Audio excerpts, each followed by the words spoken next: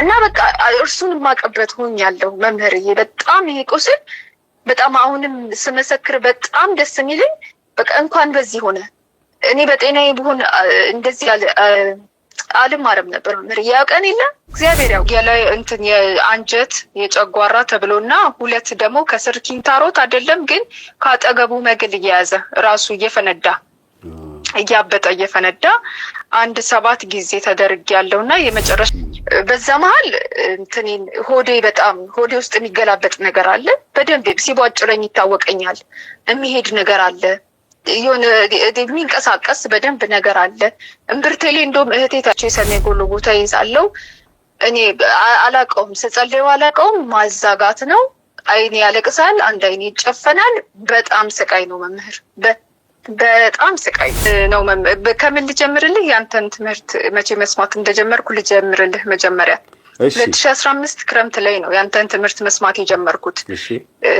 ከዛ በኋላ ነው በደንብ ሁኔታውን ያጣራሁት እና በደንብ ግልጥ የወጣው እንጂ ከዛ በፊትም በደንብ ፈተናዎች ነበሩ። በጤና በጣም እፈተን ነበር መምህርዬ። ስራ ተመርቄ 3 አመት 4 አመት ብቻ ነው የሰራሁት። ከዛ በኋላ በጣም ነው በጤና መፈተነው። 1-7 ጊዜ ሰርጀሪ ተሰርቻለሁ። በምን የላይ እንትን የአንጀት የጨጓራ ተብሎና ሁለት ደግሞ ከስር ኪንታሮት አይደለም ግን ካጠገቡ መግል እየያዘ ራሱ እየፈነዳ እያበጠ እየፈነዳ 1-7 ጊዜ ተደርግ ያለውና የመጨረሻውን እንደውም 2016 ላይ የመጀመሪያውን ቢላ ነው እንትን ያልኩት። እዛ 2000 ላይ በጨጓራ ተሰራሁኝ። 2000 ላይ በ12 ቀን ውስጥ 3 ነው የተሰራሁት። ያው ልጅ እያለሁኝ እና የሆነ ጊዜ እንትን አቅርበህ ነበር መምህርዬ፣ ክሮኒክ ተብሎ ልጁ እሺ እንደሱ አይነት ኬዝ ነው መሰለኝ የዛ ጊዜ። እና የዛ ጊዜ ሆኖ ምንድነው ጨጓራዬ ተበስቶ ነው። እንግዲህ ሳይንስ ላይ ያለ ሰው ሊነግረን ይችላል፣ አላውቅም። ጨጓራዬ ተበስቶ 4 ቀን ቆይቻለሁ። እንዴ ሌላ ሰው ታውቆኛል፣ በደንብ ደስ ሲል ታውቆኛል። በምንም አይበሳም እኮ ይሄን ተበስቷል። ተመልጦ ምን ብሎ በደንብ ተበስቷል። እና እሱን የሰሩት በደንብ ፈሳሽ ሁሉ እስከ አንገቴ ድረስ ሞልቶ ምናምን። ከዛ እሱ ደግሞ የሚገርመው እንትን ነው፣ አላገኙትም። የመጀመሪያ ሲገቡ በማግስቱ መጋቢት 21 ነበር። የአሁኑ አመት እንደውም በጣም ከራሱ ጋር ገጠመ። ቅዳሜ ሌሊት ገብቼ በማግስቱ 21 ነበረች እናቴ። ከዛ አላገኙትም። ከዛ በስንተኛው ቀን በ4ኛው ቀን ነው ምናምን ይሄ ጨጓራ መበሳት ነው አሉ። ኢቭን አላወቁትም፣ ጨጓራው መበሳቱን አላወቁትም። እኔ እንዳልዳንኩ አውቃለሁ። እና ቁስሉ ትኩስ ስለነበረ ፈነዳ ራሱን። አንጀቴ ነው እንደውም የመሰለን እኛ በቃ አንጀቴ ወጥቶ ነው ብዬ እስከወድቅ ድረስ ነበር የጠበቅኩት። ከዛ በሁለተኛው ሲገቡ አላገኙትም ቀዳዳውን። ከዛ በኋላ በቃ እንጠብቃት አሉ። ከዛ በ3ኛው ነው ያገኙት። እኔ ደግሞ ምንም የመሞት ነገር በፍጹም አይታየኝም መምህርዬ ብታይ። በቃ እኔ ለምን ነቅላችሁልኝ እዛ በላ ልቀመጥም ነበር ስል የነበረው። ከዛ በፍጹም ሳትኛ አትወጭም አሉ። እንደውም እዛ የነበሩት አስተማሚዎች ምናምን ትንሣኤን ብለው ስም አውጥተውልኝ ነበር የፋሲካ ጊዜ። እና እሱ 3 የተደረገ በል ከዛ ከበፊቱ 4 አለ። ከዛ ላይ አሁን 2006 ላይ የመጨረሻው 2006 ላይ የመጨረሻው ተሰራ። አንጀት ነው ዋናው ኬዙ። ያን ሄሎ ተቋረጠብኝ። አለሁኝ። አዎ። እና 2006 ላይ እንደዚህ ተሰርቶ 2000 ላይ የአንጀት ተሰራ። ከእንደገና 2006 ላይ ተሰራ። ከዛ ክሮኒክ ሆኗል ምናምን አለኝ። እና በየተወሰነ አመት መሰራት አለበት፣ አንጀትሽ ተጠባብቋል። እና በፊት ሲሰሩ እዚህ 2000 ላይ ሲሰሩ የተወሰነ የአንጀት ክፍል አውጥተዋል። ጨጓራሽ አልመሰላቸውም እና የነካኩት ነገር አለ ምናምን አለ። ያው በጣም ብዙ ታሪክ አለው መምህር፣ እያሳጥሬልህ ነው ለሌላ ሰው። ከዛ ምንም ችግር የለውም ድኜ እመጣለሁ አልኩት። 2006 ላይም እንደዚህ ተሰራ። እሱንም ከዛ በፊት ከፍቶ ነበረ። ጠባሳው አብጦ መግል ይዞ ነው በ2006 የሄድኩት። 2000 ላይ የተሰራው ጠባሳ ማለት ነው።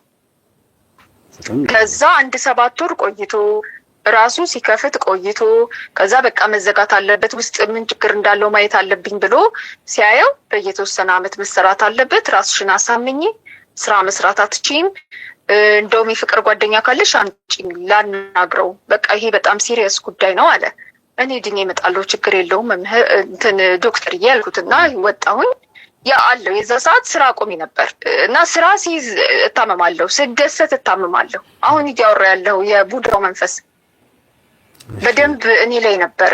በደንብ ነው የሚታየው እኔ ላይ እና ኢቭን ለመብላት በቃ ውሽ አሁን ገብቼ እንደዚህ ይበላለሁ ብዬ ሳስብ የሆነ ነገሬን ይይዘኛል። በቃ የሆነ ነገሬን ነው የሚያዘው። ከዛ 2006 ላይ እንደዚህ ሆነና ድጋሜ 2012 ላይ ጠባሳው አበጠ። መምህር ምንድነው መግል ይዟል። ከዛ አይ በፍጹም ይሄ አይሆንም ብዬ ራሱ ዶክተሩ ጋር ሲሄድ በጣም ተበሳጨ። እንዴት ከየትኛው አንጀትሽ ክፍል ነው የሚይዘው ምናምን ብሎ ብዙ እንግሊዘኛዎች አወራን ያልገባኝም። ከዛ በኋላ እኔ ማስታገል አሁኑኑ ላስገባሽ አለ። አይ በፍጹም አልኩት። 7 ስለደረሰ የሆነ ጊዜ ሎካልም እንደዚህ ያልኩ ሎካልም ስለነበረው 7 ደርሷልና አይ ቅድስት ስላሴ ላይ ደርሻለሁ እንዴ ከዚህ በኋላ እንደዚህ ቢላስ አይጫወትብኝም። መብራን አንቺ ካለሽ እንግዲህ አንቺ ታገኘኛለሽ በቃ አንቺ ነሽ እናቴ ብዬ ትቼዋለሁ እኔ። ከዛ በኋላ በጣም ደነገጠ ዶክተር። ይሄ እኮ ከባድ ምንም ችግር የለውም ዶክተር፣ ይሄ ምንም ችግር የለውም ማስታገሻ ብቻ ስጠኝ አልኩት። 2012 የደብረ ታቦር ዕለት ፈነዳ። መጥምቁን እምነት ነበረ የምቀባው። በጣም እኔ ስቃዩን ልነግርህ አልችልም መምህርዬ፣ በጣም ስቃዩን ልነግርህ አልችልም። ከዛ ፈነዳ። ራሱ በሶስት ማዕዘን አድርጎ ነው የከፈተው። አረንጓዴ ነገር ይወጣል ምናምን በጣም ብዙ ነገር ይወጣል በሱ። ከዛ እሱ አይደለም የሚገርምህ ቁስሉ እስካሁን ድረስ እንደ ቤቢ ኖርስ አለ እስካሁን ድረስ አልደፈነም። ከዛ ቆይቶ ሌላ ከፈተ። የሆነ አመት እየቆየ የተወሰነ ወር እየቆየ ከፈተ። ከዛ በውስጤ ምን ማሰብ ጀመርኩ መሰለ መምህርዬ፣ ለምንድን ነው የማይሻለኝ? ምንድን ነው መብርሃን ልትነግረኝ የፈለገችው? እግዚአብሔር ምንድን ነው ሊነግረኝ የፈለገው እላለሁ ውስጤ። ምንድን ነው ዘፈን በጣም ነው የምወደው መምህር፣ በጣም ዘፈን ልቤ ጥፍት ነው የሚለው። በተለይ የባህል ዘፈን በጣም ነው የምወደው። ባህላዊ ዘፈን እስክስታ በደንብ ደግሞ እችላለሁ። እግዚአብሔር ይመስገን አይባልም በዚህ አማርኛ ነው ትግርኛ እስክስታ? አይ በጣም አማርኛ የተገኘው በጣም አማርኛ እንደውም የተገኘው ግን በተለይ ደግሞ አለው ሀገር ደግሞ አለው ስፔሲፊክ አድርጌ ደግሞ በጣም ልብ የሚጠፋበት ሀገር አለው። ባህል ገልጸው ጥሩ ነው። አትግለጭ ችግር የለውም። የታመምኩትም በሱ ዘፈን ነው። በጣም የታመምኩትም በዚህ ሀገር ዘፈን ነው። መጀመሪያ እዛ ጳውሎስ ስገባና አሁን ምንድን ነው ሊነግረኝ የፈለገው እያልኩ በማስብበት ሰዓት መምህር ይሄ ቀዳዳ አንድ ብቻ አይደለም 2 ሆነብኝና የሆነ ጊዜ መምህር አብይ ይልማ ጋዜጠኛና መምህር ዘፈን እንትን መዝሙር ለእግዚአብሔር እንደ መስዋዕት እንደምናቀርበው ሁሉ ዘፈን ለአጋንንቱ መስዋዕት ነው የሚቀርበው ሲል ሰማሁ እና እንዴ ምንድን ነው እየሰራ ያለሁት አልኩ። በቃ ውስጤ ምንድን ነው እየሰራ ያለሁት? እኔ እግዚአብሔርን እያየሁ ለካ አጋንንትን ነበር ስጠራ የነበረው። በቃ ከዚህ በኋላ በዘፈን የሚባል ነገር አልሰማም። በቃ የዛች ቀን ከዛስ ምን አደረኩኝ? ቆይ ባህላዊ ዘመናዊ ዘፈኖችን ላጥፋና ባህላዊዎቹ ይቀመጡ ብዬ ተውኩት። ከዛ ምንድን ነው የምሰራው አሁን? ማንን ነው ከማን ጋር የማወዳድረው? ስርዓቴ ለያዝ ብዬ እንዳለ ዘፈኑን አጠፋሁት። ህማማትን አልሰማም ነበረ ዘፈን ግን እንዴት እንደሚጨንቀኝ መምህርዬ፣ በጣም ነው የሚጨንቅ። በቃ ሰው ያለ ዘፈን እንዴት ይኖራል ነው የምለው። በጣም ነው የሚጨንቀኝ። ዘመናዊ ዘፈን ደግሞ ግጥማቸውን ሲይዝ እንዳለ ነው የሚያዝልኝ። ሌላ ቋንቋ ሁሉ ቢሆን እኔ ይዛለሁ። አገር ውስጥ ይሁን ባህላዊ ይሁን እንጂ በደንብ ነው የሚይዘውና በሱ በጣም ተይዤ ነበር። ግልጽነትሽ ነው ልጅ ወይ አመሰግናለሁ መምህርዬ። እና በጣም ነው በቃ ልቤ ጥፍት ነው የሚለው እና በየድግሱ ምን አድማቂ ነኝ ማለት የቤተሰብ አክስት ቤት ምናምን ሲሆን እኔ በደንብ ከብሔራዊ ቲያትር ከራስ ቲያትር የተወከልኩ ባህል ተወዛዋዥ እስከ መስል ድረስ እኔና አንድ አክስቴ ልጅ አለን። እንዲሁ ስንታይ ነው የምንኖረው። በዚህ ባልኩ በመወደው ዘፈን እስክስታ እንትን ኦርኬስትራ ነን እኛ በደንብ እና በሱ በደንብ ሰብስቤ መሰብሰብ ስራ ሰርቼ ነበረ። መምህር ያጋንንት የመሰብሰብ ስራ በአንተ ትምህርት ነው ይሄንን የሚያውቁት። ከዛ ይሄንን ዘፈን ሳቆመው በቃ ወሰንኩ፣ ውስጤ ወሰነ። በቃ እንዴት አምላክ ለካ እስካሁን ድረስ እያስቀየምኩት ነበር፣ መብርሃን እያስቀየምኳት ነው። እሱን እያየው አጋንንት እየጠራው አይሆንም ብዬ አቆምኩት። ከዛ በኋላ ቀዳዳው እየጨመረ መጣ መምህር። ቀዳዳው እየጨመረ መጣ ስልህ በጣም ቀላል እንዳይመስል። ያዘዘሽ ነገር የለም ዶክተሩ? ምግብ በብዛት እኔ አልሄድም። አይ ያዘዘሽ ነገር ማለት እንዴት አልሄድም? ኖ ያኔ በፊት ኦፕራሲዮን ስትሆኚ ምግብ አብዝተሽ አትቢ። ምናልባት አብዝተሽ መብላት ማለት ጨጓራሽ ሲከብደው የመቀደድ እድሉ እንትናል ብሎ የነገረሽ ነገር ትእዛዝ የለም? ነገር የለም መምህርዬ፣ ችግርሽ አንጀትሽ ነው ያለኝ። በቃ አንጀትን ቆርጠው አውጥተዋል ምናምን ነው እንጂ የሚለኝ እና ክሮኒክ ሆኗል። አሁን ይሄ 2006 ላይ ሲሰራኝ ስር ሰዷል፣ መዳን አትችይም፣ በየተወሰነ ዓመት ይሰራል ነው ያለኝ። እውነትም 2000 ላይ ተሰርቶ ድጋሜ 2006 ላይ ተሰራና 2012 ላይ ደግሞ በየ6 ዓመቱ ሊሰራ ማለት ነው። ላይ ይሄን ያጋንንት ቁጥር ሊሰራብኝ ነው ግብሩን ደም አሁን ከዛ 7 እኔ ቅድስት ሥላሴ ላይ ደርሻለሁ አልፈልግም ብዬ ተውኩት። ለዛ ነው በዛ መሀል ሆዴ ውስጥ የሚገላበጥ ነገር አለ። በደንብ ሲቧጭረኝ ይታወቀኛል። የሚሄድ ነገር አለ፣ የሆነ የሚንቀሳቀስ በደንብ ነገር አለ። እምብርቴ ላይ እንደውም እህቴ ታየዋለች ቁስሉን አንዳንዴ ልትጠራርግ ስግልጥላት አንድ ጊዜ ይዛታለች እንደዚህ ማለት የሚንቀሳቀሰውን ነገር ይዘዋለች እና ንዝር አድርጓት ዋይ ብላ ጮኻለች። በደንብ አለ ጭንቅላቴ ላይ የሆነ የሚሄድብኝ ነገር አለ። ግንባሬ ላይ፣ ጭንቅላቴ ላይ፣ ጀርባዬ ላይ ይታዘላል። ልክ እንደዛ በሚሆን ሰዓት ቴሌቪዥኑን ምኑን አጠፋፋና መጥቼ ሰኔ ጎልጎታ ይዛለው። እኔ አላውቀውም፣ ስጸልይ አላውቀውም። ማዛጋት ነው። አይኔ ያለቅሳል፣ አንድ አይኔ ይጨፈናል። በጣም ስቃይ ነው መምህር፣ በጣም ስቃይ ነው።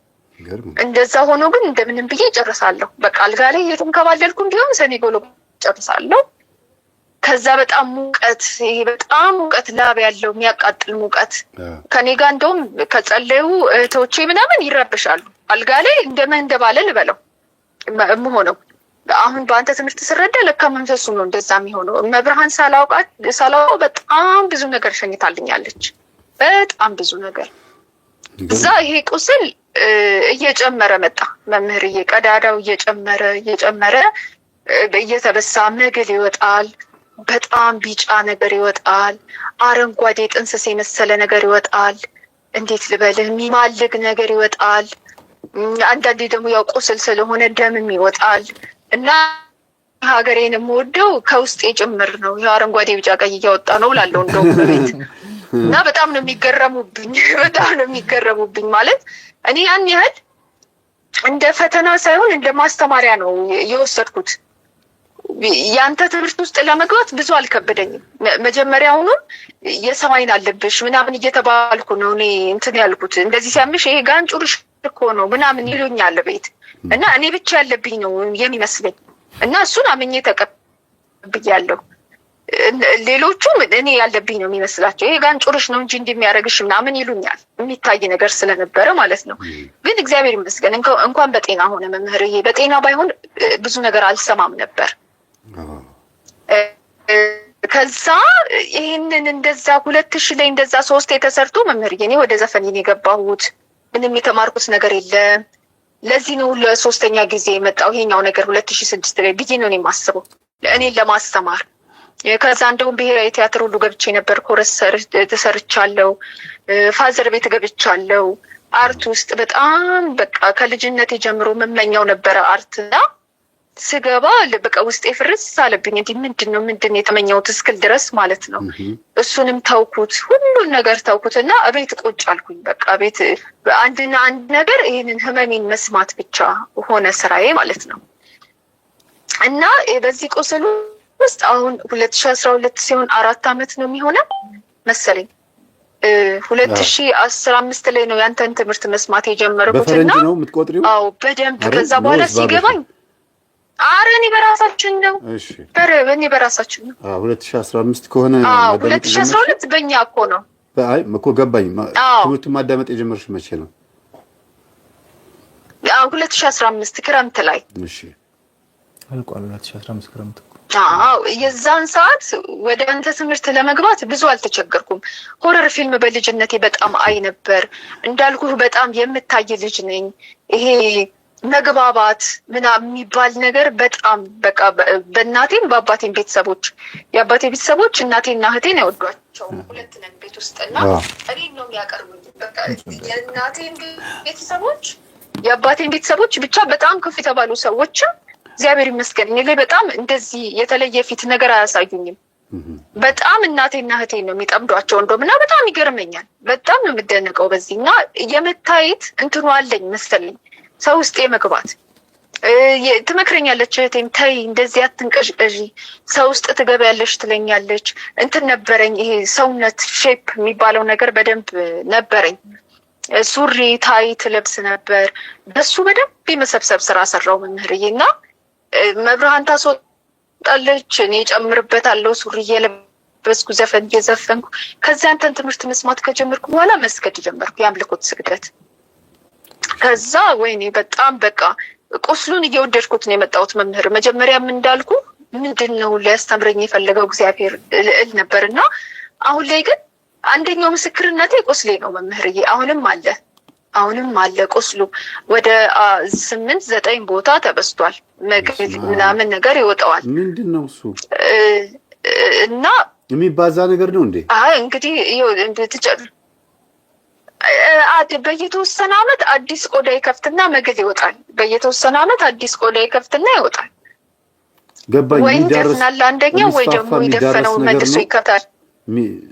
ሚስፋፋ የሚዳረስ ነው። አይደለም ይሁን የተወሰነች ቦታ አይደለም የተወሰነች ቦታ ስለ ይሄ በቀኝ በኩል በሆዴ ሳይድ የተወሰነች ቦታ ነው። በቃ እልክልሃለሁ በቴሌግራም እና አሁን ላይ እግዚአብሔር ይመስገን እግዚአብሔርን በጣም እንዳመሰግን ሆኜበታለሁ መምህርዬ።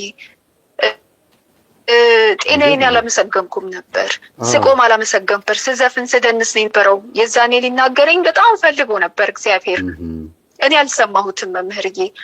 አሁን ላይ ተገላብጦ መተኛት ለካ በጣም ትልቅ ነገር ነው። እኔ ቤተሰቦቼን የሚመክረው ነገር የተሰጠን ነገር ሊያስተምረን ነው የሚሆነው። የማንችለው ነገር አይሰጠንም።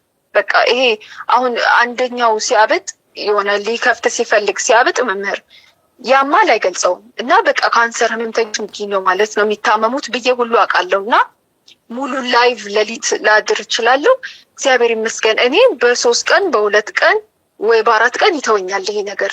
መቼ እንደሚተዋቸው ማያውቁትስ እያልኩ ነው እኔ የማስበው። በገና ከፍታለሁ ምናምን እና እየተነፈስኩ ነው ደግሞ የምታመመው። ምልህ በዚህች ፈተና መሀል እኔ አምላኬን የማመሰግንበት አላጣሁም እና በቃ እርሱን የማቀበት ሆኛለሁ መምህርዬ። በጣም ይሄ ቁስል በጣም አሁንም ስመሰክር በጣም ደስ የሚለኝ በቃ እንኳን በዚህ ሆነ። እኔ በጤናዬ ብሆን እንደዚህ አልማርም ነበር መምህርዬ። ያውቀን የለ እግዚአብሔር ያውቀናል። ልጆቹ አይደለን በምን እንደምንመለስ በምን መቼ ምን እንደምንሆን ምን ልባችን እንደሚነካው እግዚአብሔር ያውቃል። መቼ እንደምንመለስ ያውቃል። እና ራሴን እነግረዋለሁ ዋጋ ተከፍሎብኛል። የክርስቶስ ስጋና ደም ነው ዋጋዬ እና መዳን ግዴታዬ ነው በቃ። እና ምንም የጮኸ ነገርም የለም ምንም የለም። ያው ላብ ይመጣል ምናምን ስሰግድ አሁን ላይ መሬት ወርጄ መስገድ አልችልም። እንደዚህ ጎንበስ ቀና ነው የምልህ በቁስሉ ምክንያት ማለት ነው። ገና ስሰግድ ደግሞ ታየኛለህ እለዋለሁ። እኔ የኢየሱስ ሙሽራ ነኝ እለዋለሁ። በደንብ ለመንፈሱ እነግረዋለሁ። አንተ ባትሰማኝም እኔ ባልሰማህም አንተ ትሰማኛለህ እያልኩኝ ማለት ነው። ወደ ዋጋ እኔ አምላኬን በጣም ነው የማመሰግነው ማለት ነው። አጠቃላይ አንቺ ውስጥ የተፈጸመውን ስቃይ እግዚአብሔር ቆይማ የኔት አንቺ ውስጥ የተፈጠረውን ስቃይ ወይም ህመሙን መንፈሱ ያመጣው አንቺን ለማሰቃየት ቢሆንም አንቺ ግን መልሰሽ በማመስገን እሱን እያሰቃየሽበት ነው ማለት ነው። እንግዲህ እግዚአብሔር በረዳኝ መጠንና እኔ እሱ ነው የሚታየኝ መምህርዬ በቃና ከዛ በኋላ ደግሞ አሁን በቅርብ ደግሞ ምን ያመጣብኝ ይሄ ንስሐ የገባሁባቸውን እንትኖች ሁሉ ኃጢአቶቼን ከዛ አንተን ያንተ ስራ ነው በየቀኑ ያንተን ትምህርት እሰማለሁ አላቋረጥም እና በቃ አስታውሰኝ እንደውም አምላኬን ላመስግንበት እያልኩ በመቁጠሪያ ቀጠቀጣለሁ። እንዲህ ያደረኩትን ብዬ እኔ ራሴ ነግረዋለሁ። እንዲህ ያደረኩትን ከእንትና ጋር እንዲህ ያደረኩት አስታውሰኝ በደንብ። ይሄን ሁሉ አምላኬ ዝም ብሎኝ ነው ምሮኝ ነው ትመለሳለች ብሎ ነው ተስፋ አልቆረጠብኝ እያልኩ ለራሴም ለመንፈሱም እነግረዋለሁ። በጣም ኃይል ሆኖኛል መምህር። በጣም እግዚአብሔር ኃይል እንደሆነ በዚህ ቁስል አይቼበታለሁ። በጣም የሚገርምህ እናቴ መርዓተ ድንግል ትባላለች። ነፍሷን ይማር። የፋሲካ ቀን አርፋለች 2016 ላይ። በዚህ የመንፈስ አሰራር ነው አወራለሁ ስትደውልልኝ እና እሷን ለማስታመም ራሱ በዚህ ቁስል እድል ተሰጠኝ። ልክ እንደ አቅሜ አድርጎ እንደ ስትሮክ አድርጎ ነው እሷን ያመማትና የሆነች ከባዱን ጊዜ ከእህቴ ጋር አሳለፈች እና 1 ወር ቀሪውን 1 ዓመት ደግሞ እኔ ጋር መጣች ስለ እናቷ ቤት ነበረች እና ቤት መጣች እኔ ጋር ስለ ራሷ ቤት ማለት ነው እኛ ቤት መጣች። ሰውነቴ በጣም አልቋል፣ ግን ምግብ እየሰራሁ እህቴ ጠዋት ወጥታ ማታ እስክትገባ ድረስ እኔ እናቴን ኬር አድርግ ነበር እና በጣም ይገርመኛል። አምላኬን ሳየው እኔ ነኝ ያደረኩት እላለሁ። ልክ እህቴ ስታንኳኳ በር መምህር ይሄ በጣም ይገርመኛል። እኔ ነኝ ችዬው አልኩት እላለሁ። በቃ ይሄ ኃይል እግዚአብሔር ነው የሚባለው። እኔ አይቼዋለሁ። አመሰግንሃለሁ እለዋለሁ። በቃ በጣም አመሰግንሃለሁ። ሰውነቴ አለቀ መምህር። እንደዛ በሱሪ በታይት ስገላበጥበት የነበረው ሰውነት አጥንት ቆዳ ለብሶ ሆነ። ደግሞ በደንብ የሚታወቅ ነው። እኔ ስከሳ በጣም ነው የምታወቀው እና በጣም ደስ አለኝ። በቃ የጨፈርኩበት ሰውነትን አልፈለግከውም እለዋለሁ። በጣም ደስ ይለኛል። አሁን ለቤተሰቦቼም ስናገር በቃ የጨፈርኩበትን ሰውነት አልፈለገውም። ስለዚህ አዲስ ሰውነት ሁሉ ነው የሚያበቅልልኝ። በቃ የሚያሸበሽብ ሰውነት፣ የሚቀበል ሰውነት፣ የእሱን ስጋና ደም የሚቀበል አዲስ ስጋ ነው የሚሰጠኝ ለኔ። ምክንያቱም ይችላል መድኃኒዓለም እንደ መጻጉዕ ተነሺ ማለት ይችላል እኮ፣ ግን ተነሺ ስባል እኔ ደግሞ ምሰማ ሰው አይደለሁም፣ ያውቀኛል። ስለዚህ በዚህች ማስተማር መጣ ማለት ነው እና መምህር ቁስሌ በጣም ማመስገኛዬ ነው። የገባሽ ማለት ነው። ሰርቷል፣ እግዚአብሔር ሰርቷል። እንዲህ ማወራ አልነበርኩም። ስለ አዲስ አልበም ማወራ ሰው ነበር በነገር ላይ መምህርና ስለ ግጥሞቹ ምናምን ነበረ ማወራ የነበርኩት። እኔ ራሱ እንዲህ ሳወራ መምህር በጣም ነው የምደነው እና እግዚአብሔር ይሰራል በእውነት። ቤተሰቦች በቃ አሁን ላይ ያላችሁበት ፈተና ምን ልትነግረን ፈልገህ ነው በሉት። እኔ እያልኩት ያለሁት እሱን ስለነበረ ማለት ነው። መባረኪያችን ይሆናል። ምናልባት ፈተናዎች ሁሉ ለፈተና አይመጡም፣ አይተወንም አይደለም። ስለ ክሮኒክ ቁስሎች ስታወራ ነበር እና በአገልግሎታችን ሰዓት ክሮኒክ ህመም የታመሙ ሰዎች ይመጣ ነበር ጸበል ቦታ። ምናልባት የማይገባቸው ሰዎች ይኖራሉ። ክሮኒክ ማለት በቃ ይቆስላል፣ አሁንም ይመግላል፣ አይድንም። በዚህ በኩል በአልኮል ይጠረጋል፣ በሆነ ቦታ ይፈነዳል፣ ያ ቦታ ይደርቃል፣ ሌላ ቦታ ይወጣል፣ ይባዛል። በቃ አይጠፋም ቁስሉ ሁሌ አለ። በቃ ቦታ ይቀይራል እንጂ ቁስሉ አለ። እኛ ላይ ደግሞ ቡዳው እኛ ላይ ሆኖ ደግሞ ይቆሰቁሰዋል።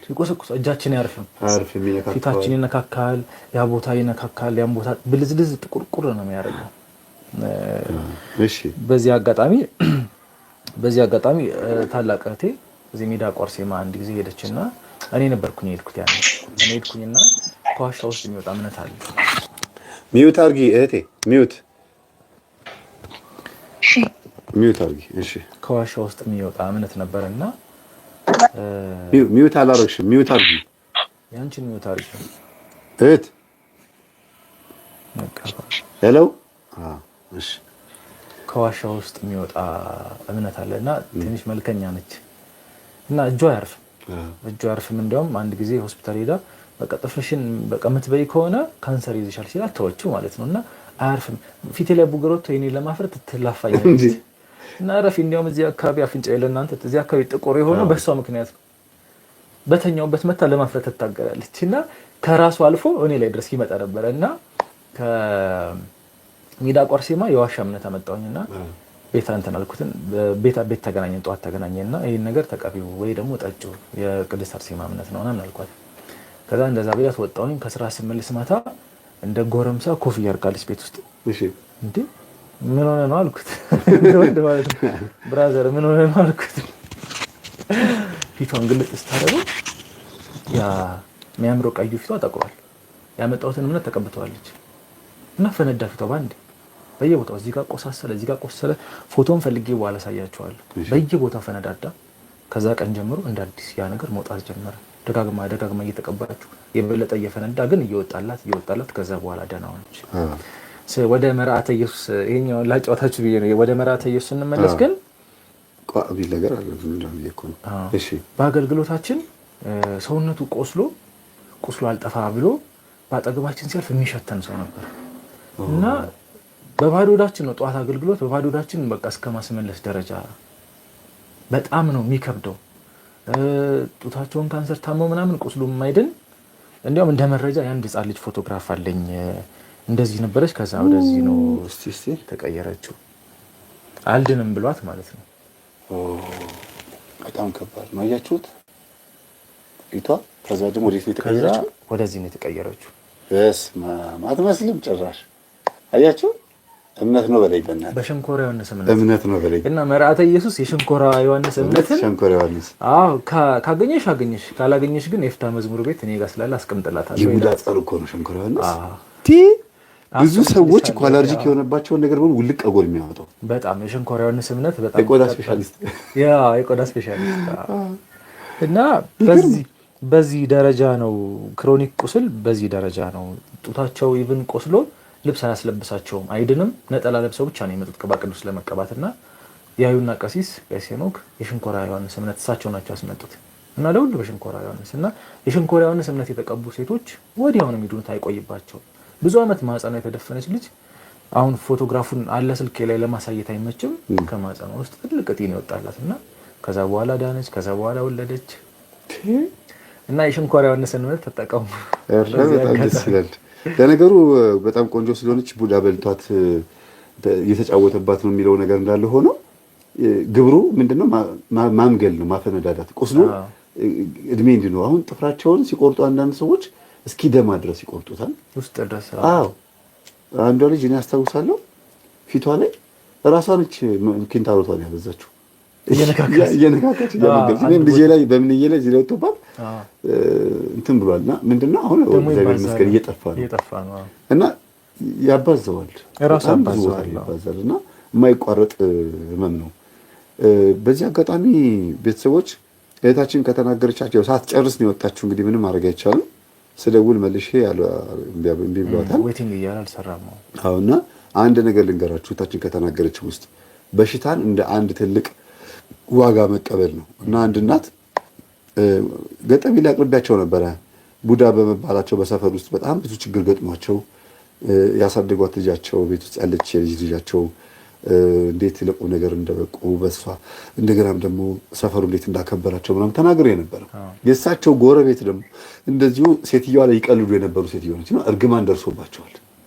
ተረግመው ነበረ በቡዳ መንፈስ። በኋላ እመጣበታለሁ ሟርትና እርግማን ይወዳል የሚለው ላይ ማለት ነው።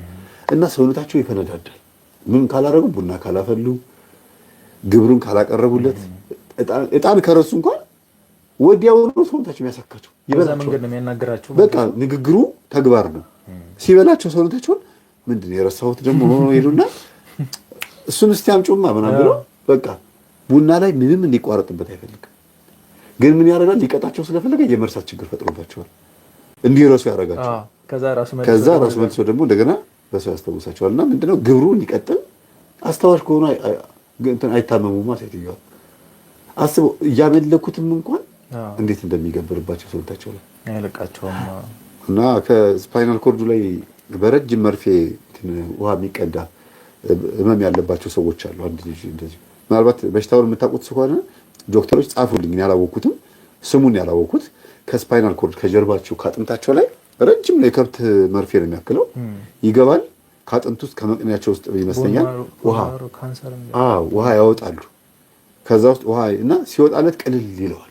ግን ከዛ በኋላ በቃ የመጨረሻ በቃ መስገድ አይችልም፣ ይታመማል። ለምን? ዋናውን ፓወሩን ነው የሚወስዱበት። ግብሬ ነው አላለም ጸበል ላይ እግዚአብሔርን ግብሬ ትልቁ ግብሬ እሱ ማለት ማነው ሲባል ጀርባ ላይ የሚቀመጠው ማለት ነው ዛር ነው።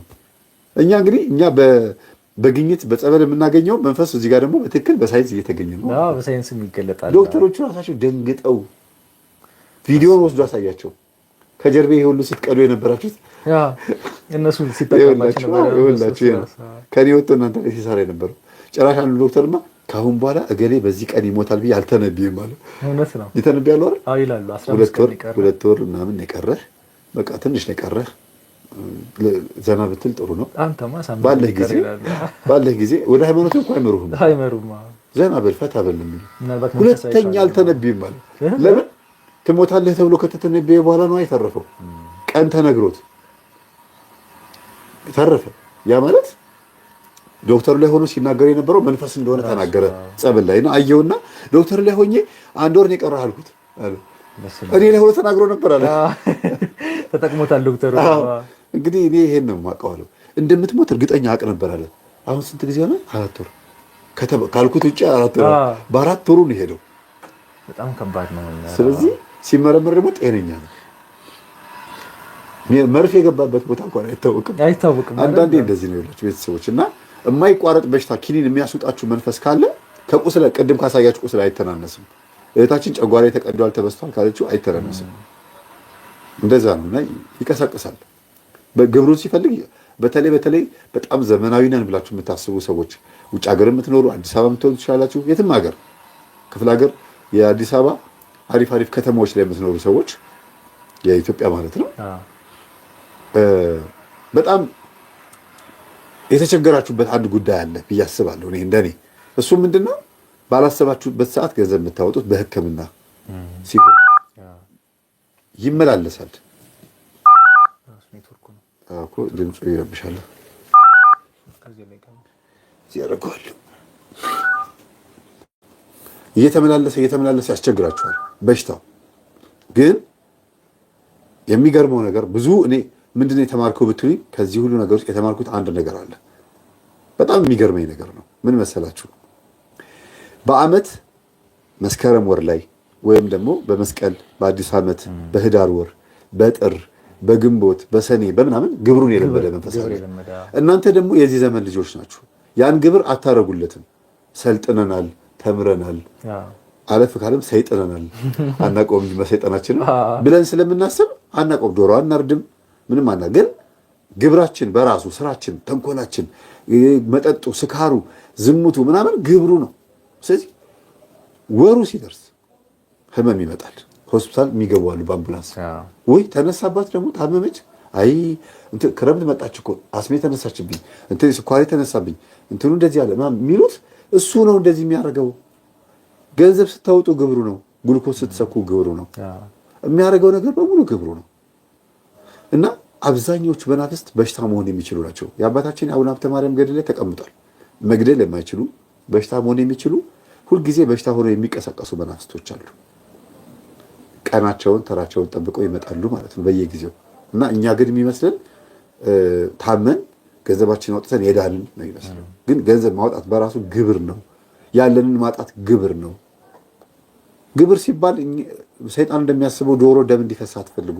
እንባችሁ ይኸው 3 የሚፈስ ነገር አለ በህይወታችን ውስጥ ደም፣ እንባ፣ ላብ። 3ቱን እንድናፈስ ይፈልጋል። ግን በምን በከንቱ አዮ ደም ለመስዋዕትነት ታርደንም ይሁን አርደንም ይሁን መስዋዕት ይቀርባል። ከብትም ይሁን ዶሮ፣ ሰውም ይሁን ምንም። ሁለተኛ ደግሞ ላብ ነው። ላባችንን ጠፋ አድገን እንሰራለን። ያውም ሰንበት ሽረን እኮ ነው። ለትርፍ ልጆች እንዲማሩ ለትርፍ ተብሎ ጥሩ ትምህርት ቤት እንዲማሩ ተብሎ ላባችንን ጠፍ እስኪል ድረስ እንሰራለን። ግን ጠብ የሚል ነገር የለም። ቤቱ ተሰርቷል። የሚገራርም ቤት ውስጥ ነው ያለነው። እኛ ግን የምንተኛው ቤት ውስጥ ባለች አንድ ትንሽዬ አልጋ ላይ የምንበላውም መሶብ ውስጥ ካለው እንጀራ ውስጥ አንዱን እሱንም ላንጨርሰው እንችላለን። እና የተገደበ ህይወት ኖሮን ያልተገደበ ፍላጎት ነው ያለን። እንትን የለን መጠንና ልክ የለንም። ስለዚህ ላባችንን አፍስሰን እድሜያችንን ፈጅተን ለሊት 11 ሰዓት ተኩል ተነስተን ከዛ ባስጠብቀን መስሪያ ቤት ሄደን ቀኑ ሙሉ ከከስተመር ጋር የሚሆን ይችላል። ከቢሮ ከስክሪፕቶ ከወረቀት ከኮምፒውተር ጋር ተፋሽተን ነጋዴ ሞንክ በቃ ብቻ ሄደህ ላብህን ጠፋ አድርገህ መጥተሃል። ደክመሃል፣ ጉልበትህን አፍስሰሃል። ከዛ ማታ ትመጣለህ። ልጆችህ የምታገኛቸው ማታ ነው። ከቻልክ ሰላም ብላቸው፣ ካልቻልክ ተኝተህ ይነጋል። እንዲህ ሆኖ ወሩ ይመጣል። ደሞዙ በየቤቱ ላብህን ነው የምትገብረው። ደምህን ነው የምትገበረው። ከዛ ሶስተኛው ፈሳሽ ደግሞ እንባ ነው። እንባ ደግሞ በጣም በጣም ወሳኝ ነው። በእንባ ኃጢአትን ማስተሰር ይቻላል። በእንባ እግዚአብሔርን ማራቅ ይቻላል። በማማረር ምን ነው ምን አረኩ ብለው ለሰይጣንም በማልቀስ ለማይረባ ነገር በማልቀስ በማይገባ እንባን በማፍሰስም እግዚአብሔርን ማራቅ ይቻላል። ማቅረብም ይቻላል በእንባ። አያችሁ እንባን የሚጠቀመው ለዚህ ነው። የምን ውጤቶች ስለሆኑ ነው? ሶስቱም የአይምሮ፣ የህሊና፣ የልቦና የነፍሳችን ውጤት ናቸው። እንባ፣ ደምም ላባችን ነው። ዝም ብሎ አይደለም። ስለዚህ ሰይጣን ሁልጊዜ በህይወታችን ላይ መስዋዕት እንድናቀርብ ይፈልጋል። በእነዚህ በሶስቱ መስዋዕት ስናቀርብ ግን ፈልገንም ሳንፈልግም ሊሆን ይችላል። ዋናው ትልቁ ጉዳይ ከኛ ግብር የሆነ መስዋዕት መደረጉ ነው እንጂ የሚፈልገው ሌላ ምንም። ቀስ ብሎ ይሻሻላል። ሳትፈልጉም አልቀሳችሁ ደምን ባልቀሳችሁ እንደው ምን ይሻለኛል ብላችሁም ሊሆን ይችላል። ደስ ብላችሁም ሊሆን ይችላል የምታረጉት። ዞሮ ዞሮ ግን ስጋችሁ ግብር እየገበረ ነው ማለት ነው። እንግዲህ አስቡት በዚህ ህይወት ውስጥ እየኖርን አሁን በዚህ ባለቀ ሰዓት እንደ 120 ዓመት የሚኖር ሰው አለ። 100 ዓመት ተውት፣ 80 ዓመት እድሜ ባጠረ ቁጥር ፍላጎታችን ግን ከእድሜያችን ቀድሞ ሄዷል። 1000 ዓመት መኖር ይፈልጋል። ይሄ ቴክኖሎጂ በጻድቁ ሄኖክ ዘመን በኖህ ዘመን ቢኖር ኖሮ ዛሬ ያለው ቴክኖሎጂ አስቡት ቤተሰቦቼ። ይሄ ሁሉ ቴክኖሎጂ ይሄ ሁሉ የምታዩት የሚገራርም የሆነ ይሄ ማህበራዊ ሚዲያ የምንነጋገርበት ነበረ ይባላል። በእርግጥ እንደ ቲዮሪ እንቀበለዋለን። ነበረ ይላሉ ድሮ ጥንት። ግን ይሄ ቴክኖሎጂ በሐዋርያት ዘመን ቢኖር ህዝቡ ምን አይነት ነገር ነበረ የሚኖረው? እድሜ በዛን ሰዓት በሺ ነው። አባታችን አቡነ ገብረ መንፈስ ቅዱስ እንኳን 530 ዓመት የኖሩት አስቡት እንግዲህ። ስለዚህ በጣም ከባድ ነው ቤተሰቦች፣ በጣም ከባድ ነው። ስለዚህ እኛ እድሜያችን ባጠረች ቁጥር በጣም በጣም ረጅም ዓመት ትኖራለህ የተባለ ይመስል ዓለማችንና እቅዳችን በጣም በጣም ብዙ ነው። ግን አስቀድሞ ጽድቁና መንግስቱን መፈለግ ነበር የነበረብን። ለምን? ባጠረ ቁጥር መፍራት ነው ያለብን፣ መዘጋጀት ነው ያለብን። ድልዋኔ ክሙ ነበሩ ተዘጋጅታችሁ ጠብቁ ስለሚል ማለት ነውና እህታችን በሽታን እንደ ጽድቅ አድርጋ ስጋዬን እግዚአብሔር ይፈልገዋል ለዚህ ስለፈለገው ነው ብላ መቀበሏ እጅግ በጣም ደስ የሚል ነገር ነው። የደነስኩበትን ሰውነት ያለች